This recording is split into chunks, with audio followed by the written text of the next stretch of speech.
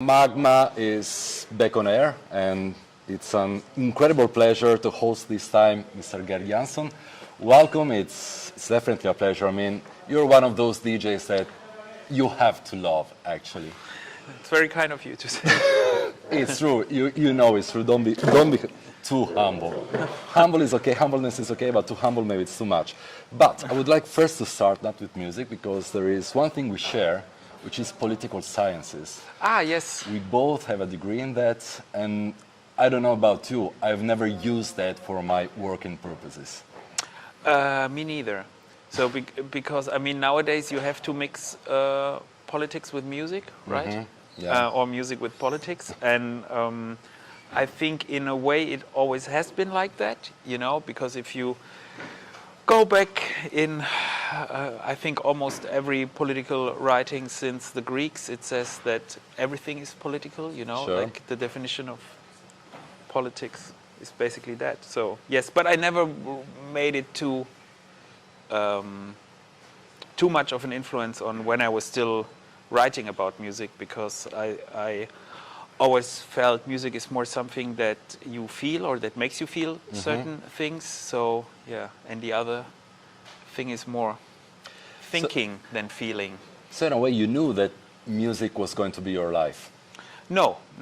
I actually don't consider myself to be a very musical person. Okay. Otherwise, I would be able to. Humbleness number 2. No, it's not humble, but then I would be able to. I mean, I had some guitar lessons that I canceled because at the same time I wanted to have a Vespa scooter, and driving lessons for the Vespa were conflicting with my guitar lessons. Definitely. And I thought, like, I prefer the Vespa over guitar, so I don't really know how to play a musical instrument. So that's why. But maybe Vespa was conflicting with the Darmstadt weather. No, I mean, like, the area where I live close to Darmstadt is actually, I think, the second warmest region in Germany. So we have the most sun days after Freiburg, I think. So, but yeah, I mean, I remember that what is it like? It's not rain, but it's like these, like, it's also not ice rain, but it's like these heavy, you know, when the rain freezes and hits you. Yeah, sure. Well, that's I don't know really, what the English term for it is. we're You not probably used to that never here in Italy. experienced it in Italy, but I was on the scooter once when that hit me. So that is, so you have that is so brave. So you have a point. When did it click?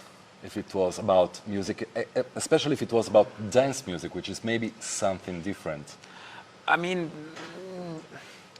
very early, like, you mean like when did it click that I thought this is my life now? Yes, exactly. That was really late on, but like when I was 13, I just told it in the car earlier. It was the first time I went to a quote-unquote techno party, and weirdly, since I was a little kid, I've been into music, like listening to music. Sure.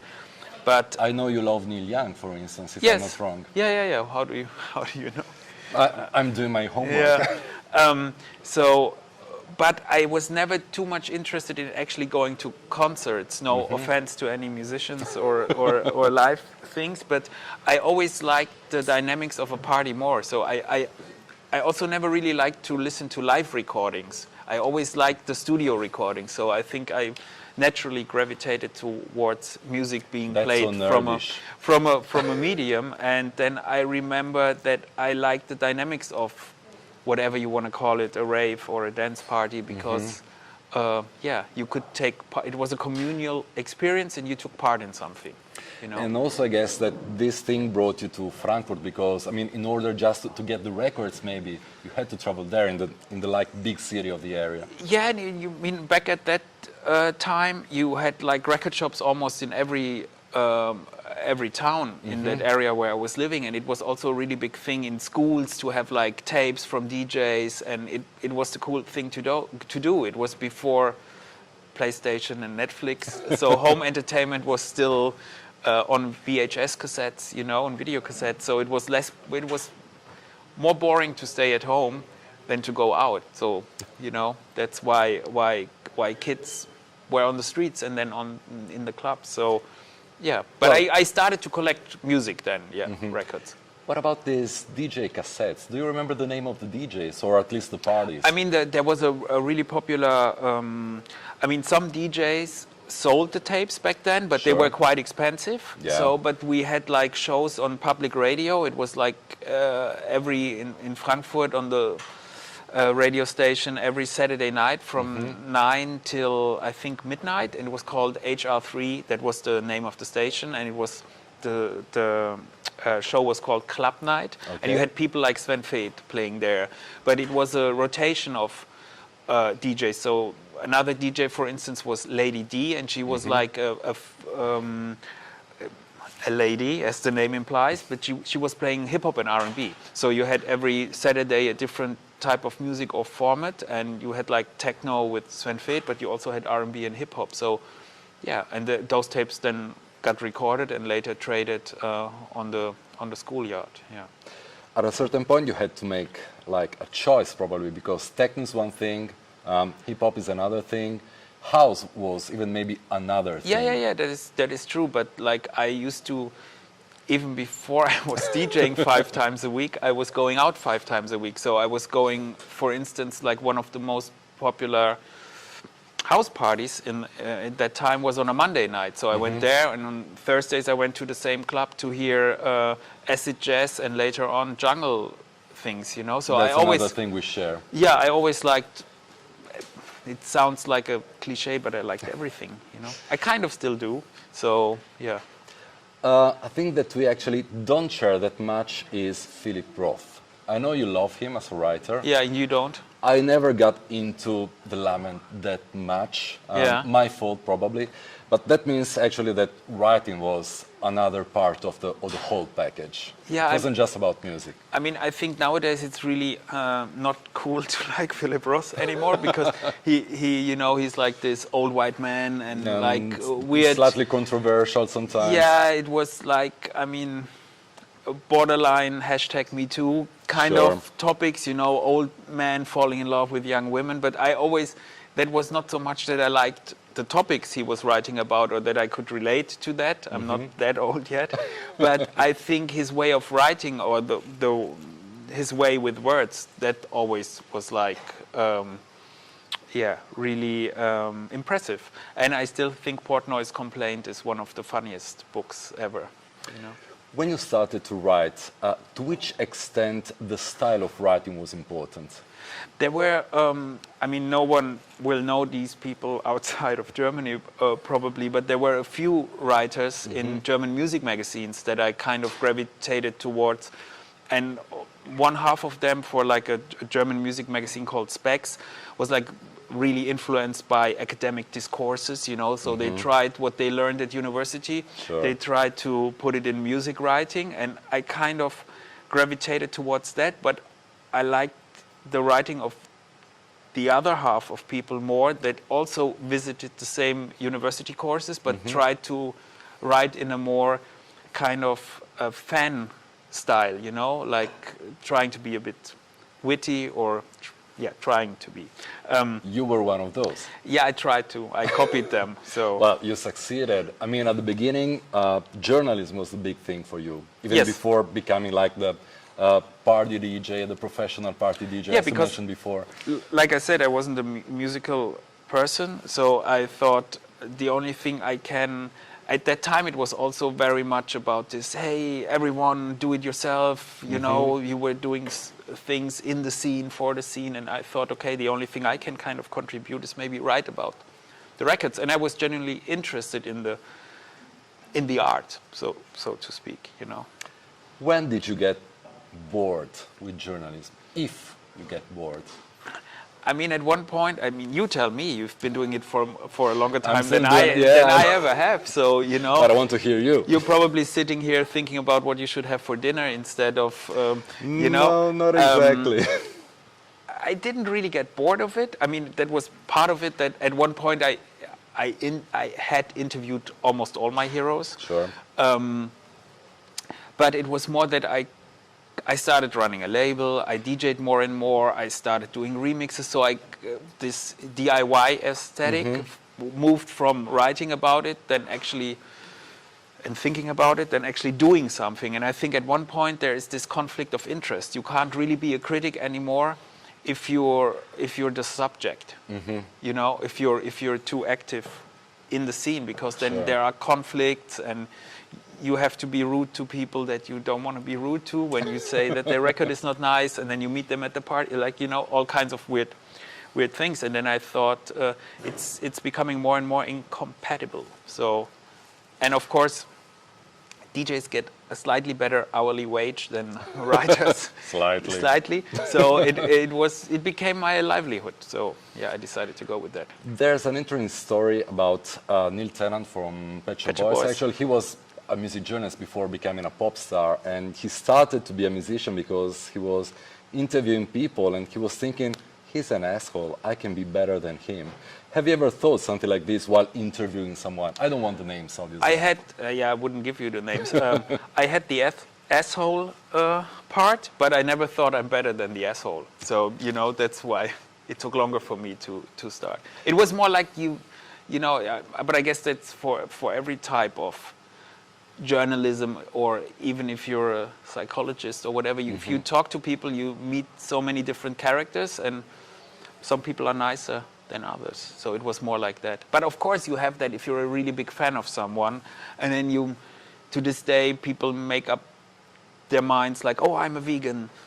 I'm sure artist so-and-so is a vegan too, otherwise I couldn't connect so much with the music. And then, you know, they want to go to eating kilos of meat. Yeah, and McDonald's is his favorite restaurant or her favorite restaurant. So it's more like this, that type of thing where you decide, okay, I can still like the art, and that's a whole other debate, but I don't have to like the artist. Sure. Or agree with the artist in whatever. Definitely. How does it feel to switch the roles? Because now you are the one interviewed. You're not the interviewer anymore. Yeah, I mean, I really hate to be interviewed. I'm sorry. You're a very nice man, you know, but like I always felt really uncomfortable being interviewed. I think because I did it so much on your side of the couch that to me it feels strange to give answers now and not to ask the questions. And I think I'm not that interesting or don't have that much to... Humbleness number 3. Yeah, I'm sorry, but it's my unique selling point. Yeah, so that was the reason. Like I mean, some of my friends and maybe my foes will disagree, but I don't like to talking about myself too much.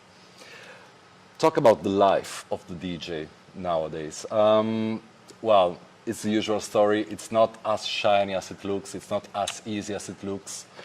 But still, it's not that bad. No, it's not that bad. You can eat a lot of oysters if you want to, because at airports they have oyster bars. And yeah, I mean, I actually think it's the lifestyle of a DJ in 2021 is better than ever before. It comes with a price tag, you know. They are now also public figures and not the weird nerdy people on the side of the party anymore. And if you do it a lot, it has an effect on your private life a lot, you know, and also on your own well-being and free time. You know, you have to dedicate and spend a lot of time to it, you know, and you travel a lot. So I know you care about this, but have you ever felt that you were doing too much? Like, I have to slow down now. Yes, I think right before Corona happened, I thought it became a bit much. And you were thinking about too much about I was thinking about too much, and then all of a sudden it all stopped, you know. So, I always said I do as much as I can, and then when it's too much, I will know and notice. And I think I was at the breaking point of that, but like... Were you able to stop everything? You mean when, like, before the Corona?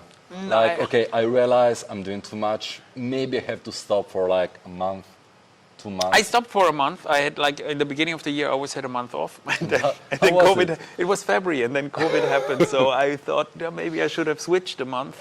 But yeah, I mean, I noticed that there are certain things I missed about it, but like I also discovered that as much as I love it and it became my life, it's not the only thing I need in my life or that I identify with, you know. Sure. So, but maybe I just had such a big overdose that I can do with some years of a pandemic until I crave for it again. It's better to live a life.